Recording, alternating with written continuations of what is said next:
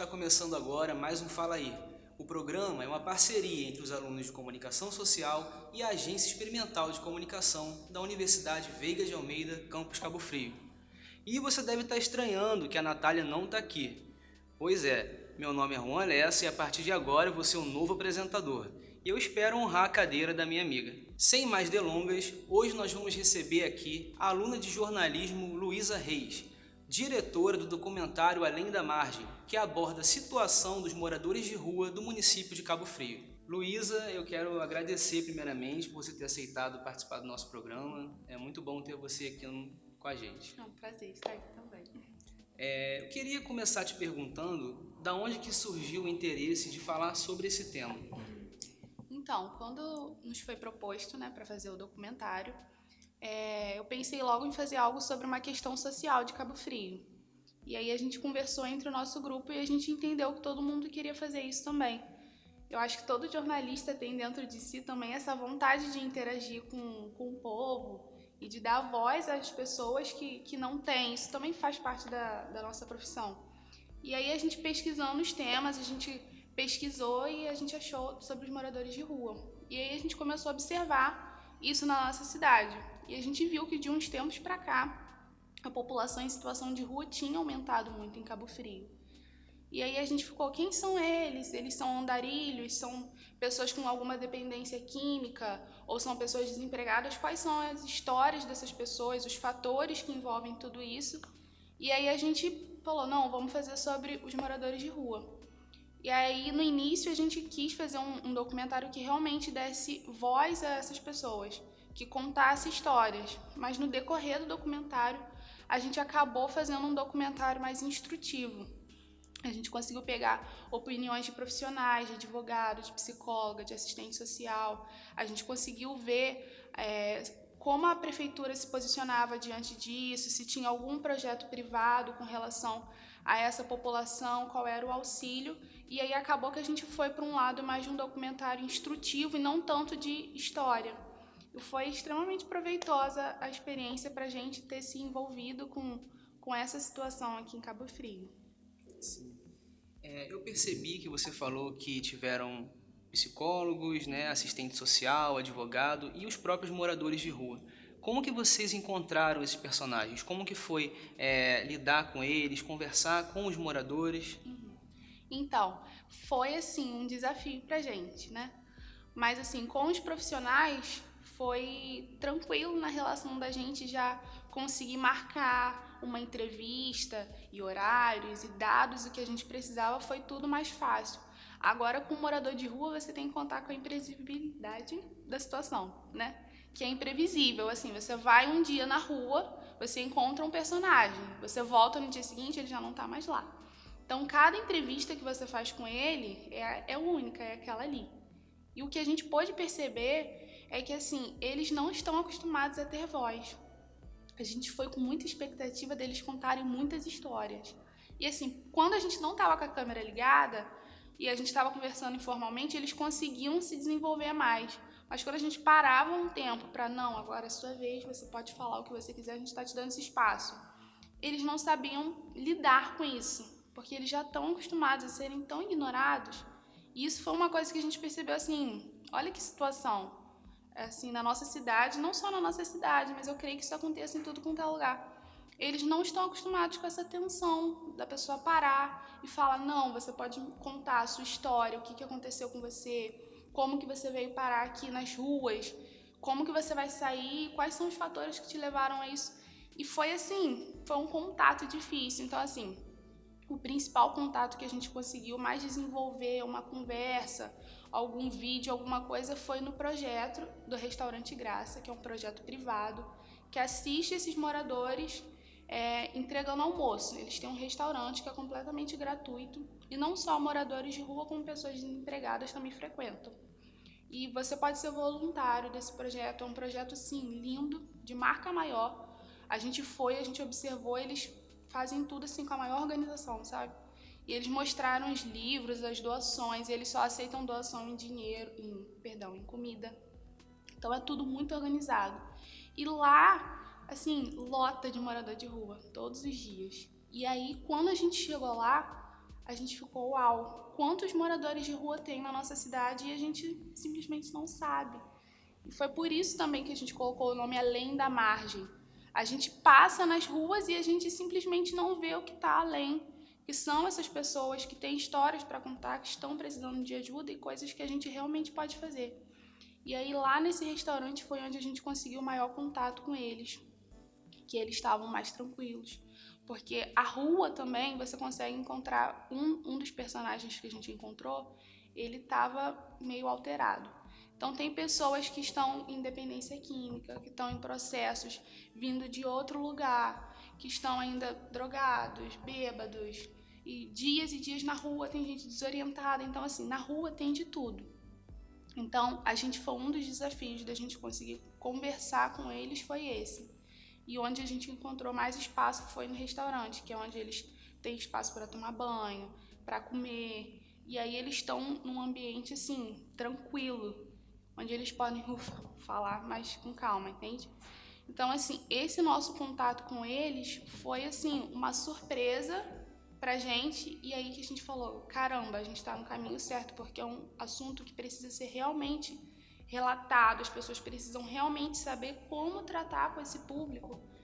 E foi isso que a gente buscou fazendo o documentário. A gente conseguiu contar algumas histórias, mas assim, não pegou nem metade daquilo que foi feito por detrás das câmeras, aquilo que a gente pôde observar, que só o fato da gente estar chegando ali, você via a gratidão deles, assim, em estar tendo um espaço, poxa, tá falando sobre isso. Dava para ver o quanto eles estavam assim felizes pelo fato de alguém olhar simplesmente para eles de outra forma.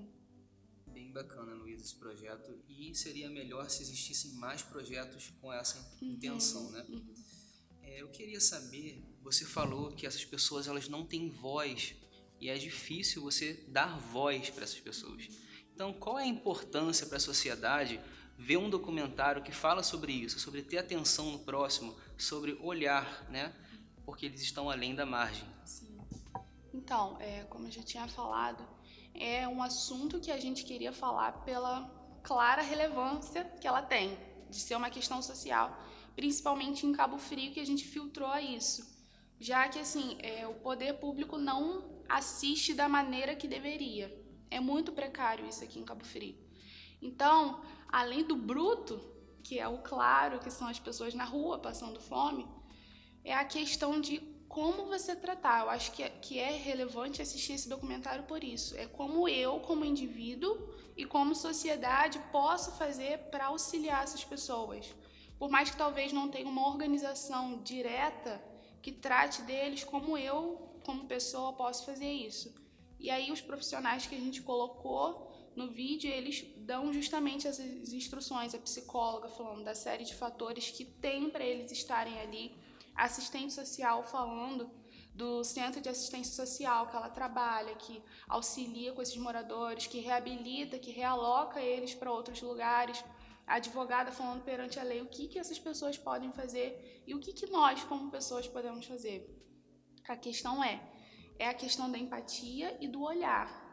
Às vezes basta só você olhar, você parar, você sentar, alimentar. E eu não sabia da proporção desse restaurante, Graça, que tinha. Então foi uma coisa que nós do grupo podemos falar assim, caramba, quando a gente vê um morador de rua agora, que tá com fome, eu encontrei um morador de rua, ele tá com fome, eu não sei o que fazer com ele, porque assim, pagar um almoço é momentâneo, é temporário, mas eu não sei o que fazer com ele. Não sei como tirar ele dessa situação. Encaminhar para esse restaurante. Essa foi a solução que a gente encontrou. E a gente falou, caramba, não tem muita assistência pública, mas a gente pode encaminhar para esse restaurante, pode encaminhar para os CRAs da cidade também, que são esses centros de atendimento de assistência social. Então, essa relevância é clara para a nossa sociedade e para a população de cabo-friense.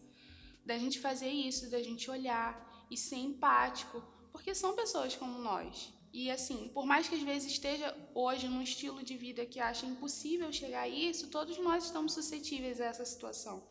A gente conversou com gente que era concursado, um cara que já fez concurso público, ele era concursado, tinha uma vida estável e agora era morador de rua.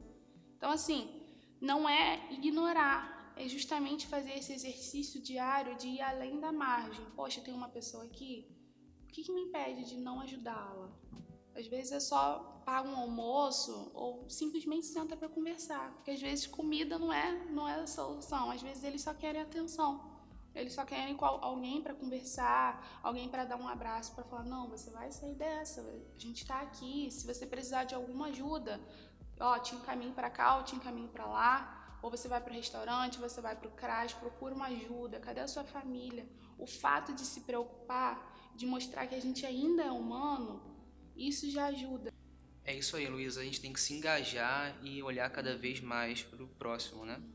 Falando agora de uma parte mais técnica, eu queria saber quais foram as dificuldades do grupo, seja na gravação, na edição, na produção, como que vocês encararam esse projeto, e eu queria saber se foi a primeira experiência de vocês ou se já tinham trabalhado com isso antes, como é que foi?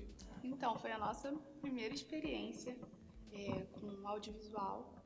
A gente tem uma pessoa no grupo que já trabalhou com vídeo, assim, ela fazia vídeo no YouTube, mas era aquela coisa mais, tipo, eu e a câmera, né? Não interagia com outras pessoas. Então, pra gente, a gente caiu de paraquedas logo na rua, né? Nessa situação imprevisível. E aí a gente ficou foram vários desafios que a gente ficou meio desesperado logo de cara, tipo, caramba, como é que a gente vai filmar? E filma de qual ponto, de qual luz, de qual ângulo, e o áudio como é que vai ficar?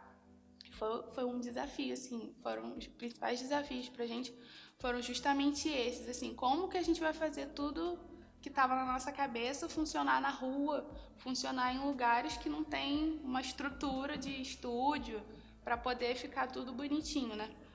E aí a gente teve esse desafio também, acho que o roteiro também foi um desafio pra gente, escrever, porque assim, eu não fazia ideia como que era, porque a gente tinha uma ideia toda montada na cabeça.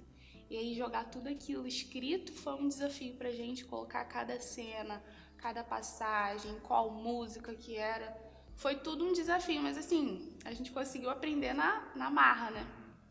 Mas foi assim, um desafio proveitoso, mas a gente ralou muito para tentar conseguir manter aquilo que estava na nossa mente, né?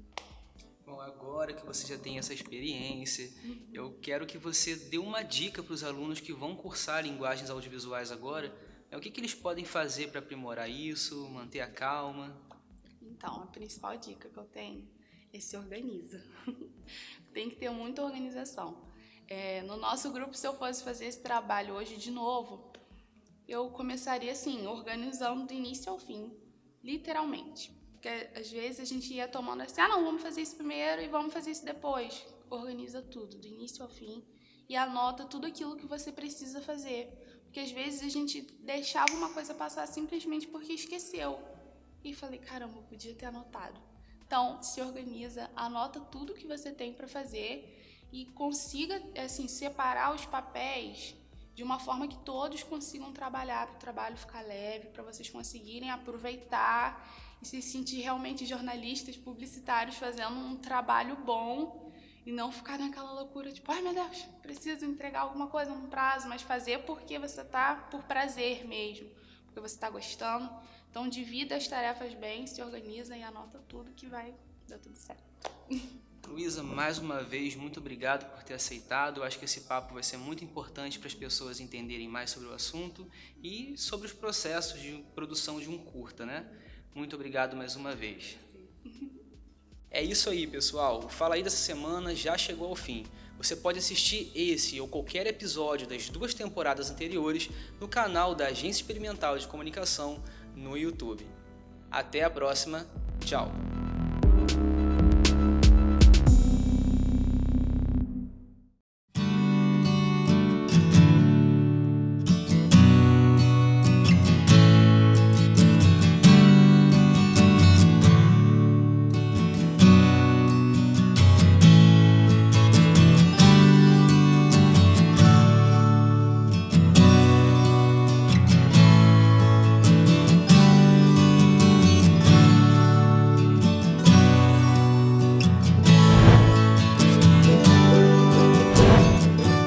Todos os dias, a cidade se movimenta.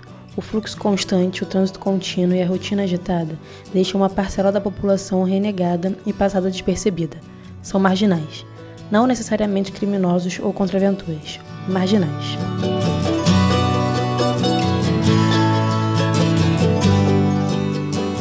Perda dos meus pais, abandono dos meus irmãos, não fizeram a responsabilidade de cuidar de mim na época.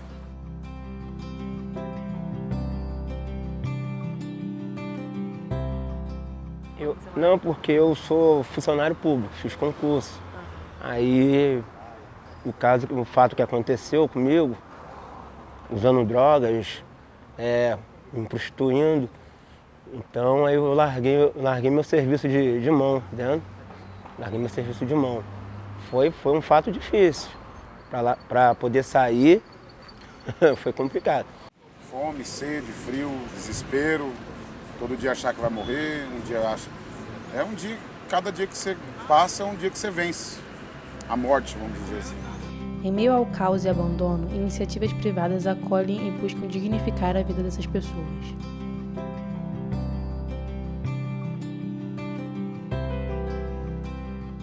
O Restaurante Graça ele começou sem pretensão nenhuma questão religiosa.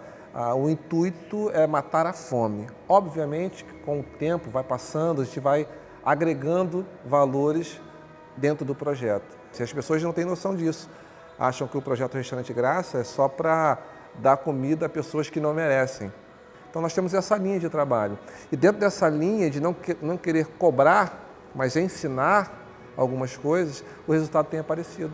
E as pessoas têm se regenerado, pessoas que já estão trabalhando, já estão no comércio, já conseguiram alugar a sua própria casa, já estão produzindo, já não depende da comida, mas querem estar no ambiente, porque a questão aqui não é só a comida. Aqui nós acabamos criando um ambiente familiar, e que eles não tinham, e não têm, muitos deles não têm isso nas ruas. As ruas não oferecem esse atendimento que nós damos aqui, esse carinho, esse acolhimento que eles encontram aqui no Restaurante Graça.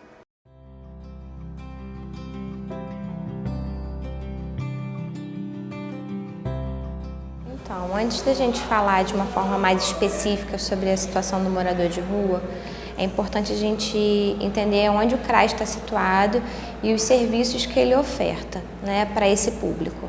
Então, a gente tem, dentro da Política Nacional de Assistência Social, o SUAS, que é o Sistema Único de Assistência Social. Esse sistema ele vai organizar toda a política de assistência, né? Vai organizar todos os serviços para que, de fato, essa política seja funcional. Dentro do SUS, a gente tem a proteção social básica e a proteção social especial. Dentro da proteção básica está localizado o CRAS, né? O CRAS está situado dentro da proteção básica e a gente trabalha na perspectiva da prevenção, né? Do fortalecimento do vínculo familiar e comunitário para que esse vínculo ele não seja rompido, né? E dentro da proteção especial, a gente tem, a gente costuma dizer que os órgãos que estão situados dentro da proteção social especial são órgãos que trabalham com vulnerabilidades mais complexas, né? Que aí são os abrigos, as casas de passagem, CREAs, né? Então, o CRAS está na proteção básica, porém, ele trabalha articulado com todos esses outros órgãos que estão situados na proteção especial, né? E quando essa pessoa em situação de rua ela chega para a gente lá no CRAS, ela vai ser recebida por uma equipe técnica de assistente social e de psicólogo. No primeiro momento, essa pessoa vai estar sendo acolhida, né? Nós vamos estar fazendo uma escuta qualificada, né? Procurando entender quais são as demandas que aquela pessoa vem trazendo para a gente durante o atendimento, né? Às vezes, no primeiro momento, ela vai trazer uma demanda para a gente entender melhor de uma documentação que perdeu, né? Enfim, mas durante o atendimento a gente vai descobrindo uma série de outras demandas que aquela pessoa ela vem trazendo junto com a história dela, né? Então ali, né, durante aquele atendimento a gente vai estar inserindo essa pessoa num dos principais serviços ofertados pelo CRAS, que é o PAIF, que é o Serviço de Proteção e Atendimento Integral à Família.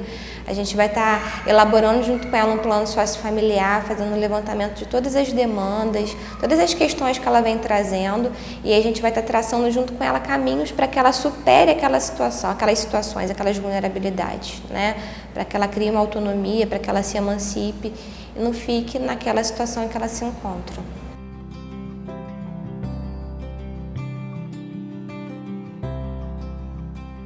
O interessante seria todo cidadão ter noção dos seus direitos para saber onde ele vai procurar. Consequentemente, tendo visto que a educação no Brasil não é uma de melhor qualidade, tem a Defensoria Pública, né, que é um órgão direcionado a atender pessoas carentes. Ou seja, você não tem condição financeira de pagar um advogado e pagar custas processuais. Ou seja, custas processuais são o quê? Qualquer pessoa que tem que entrar com processo, ela paga custas de um advogado, ela paga honorários do juiz, ela paga todos os trâmites processuais, emissão de documentos, certidões, função dos oficiais de justiça, dos serventuários, etc. São pessoas remuneradas. Então, isso gera custas processuais além dos honorários advocatícios. Quando a pessoa tem acesso à justiça por meio da Defensoria Pública, é requerida a gratuidade de justiça, ou seja, ela não paga por nenhuma custa dos processos e nem pela instrução processual que é dada pelo defensor público, né? Quando não tem a Defensoria Pública, como o mendigo ele tem acesso à justiça, ele tem esse direito, como um cidadão que cumpre e paga, enfim, os tributos, né, mesmo que de forma indireta, ele tem advogados dativos, né, que são advogados, a ordem dos advogados brasileiros. Eles têm advogados que fazem ações pro bono, eles não cobram por nada e fazem esse tipo de assistência gratuita.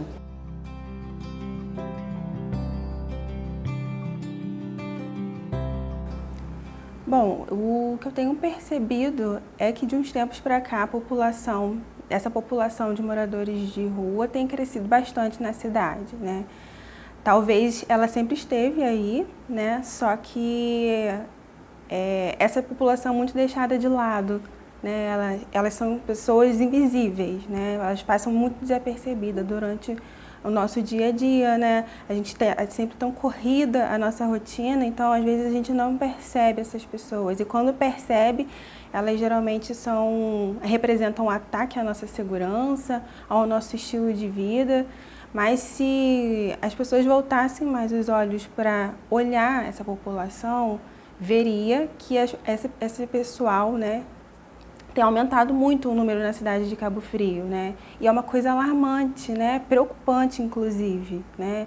É preciso repensar o porquê do aumento desse número dessa população, né, na nossa cidade.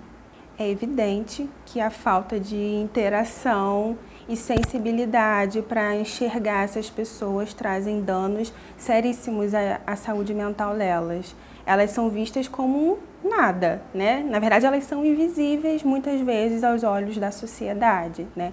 Elas representam uma ameaça, né, à segurança dessas pessoas, à nossa segurança, ao nosso estilo de vida, né, o estilo de vida que é pregado hoje em dia, né? E elas vão se degradando pouco a pouco à violência, né, a abusos, a doenças físicas, sexuais e psicológicas, né? Então, elas são vistas como escórias da sociedade.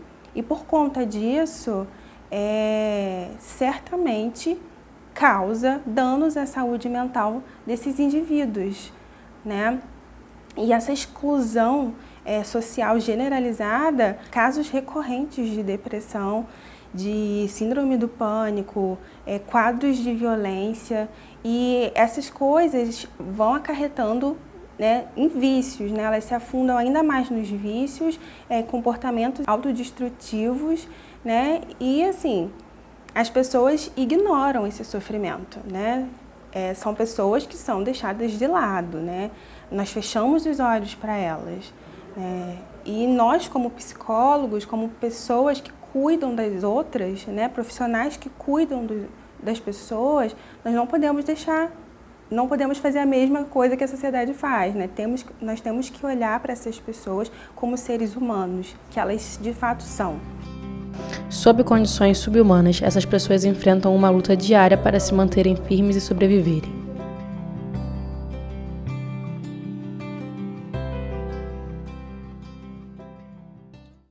As pessoas não dão nada pra você, entendeu? As pessoas passam, não tá nem aí, entendeu? Apesar que eu era conhecido, né? Às vezes, nos momentos, eu vivia mais escondido também. Eu tinha vergonha do que eu levava, a vida que eu levava. Tem pessoas que criticam, tem pessoas que ajudam, é assim mesmo. Até o Senhor Jesus, ele confiou, foi criticado, foi traído. Tem pessoas que ajudam, que dêem compra, tem pessoas que te dão atenção, tem pessoas mesmo que fazem faculdade e te tratam bem, mas tem pessoas que são arrogantes, tem pessoas que não são humildes. Mas se a pessoa se revoltar com isso, quem vai se prejudicar sou eu.